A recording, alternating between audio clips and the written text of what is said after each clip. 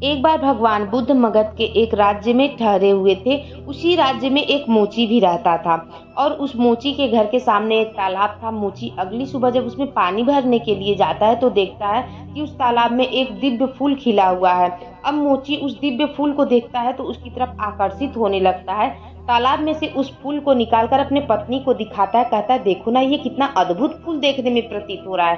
तो उसकी पत्नी धार्मिक प्रवृत्ति की थी। वो कहते हैं ये फूल तभी खिला है जब इस रास्ते से बुद्ध गए होंगे।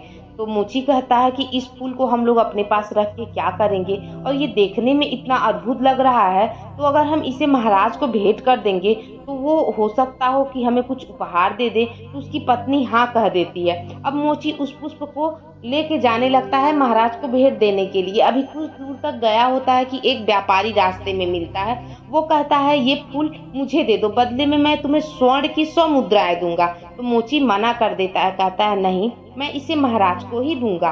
अब मोची कुछ दूर और जाता है, तब तक देखता है कि सामने से महाराज आ रहे हैं, क्योंकि वो महाराज उसी रास्ते कहीं जा रहे थे।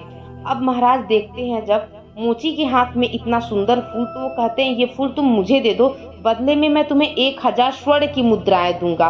अब मोची के मन में एक अजीब चेतना आ गई और वह राजा को पुष्प देने से मना करके सीधे उल्टे पैर वहां से दौड़ जाता है और महात्मा बुद्ध के पास पहुंचता है और उनके चरणों में वो पुष्प अर्पित करके कहा, प्रभु, जिसके छाया पड़ने मात्र से ये पुष्प इतना दिव्य हो गया, अगर मैं आपकी शरण में आ जाऊं तो मेरा जीवन तो धन्य हो जाएगा। प्रभु, ये बात मुझे देर से समझ में आई है। प्रभु, आप मुझे अपना शिष्य बना लीजिए।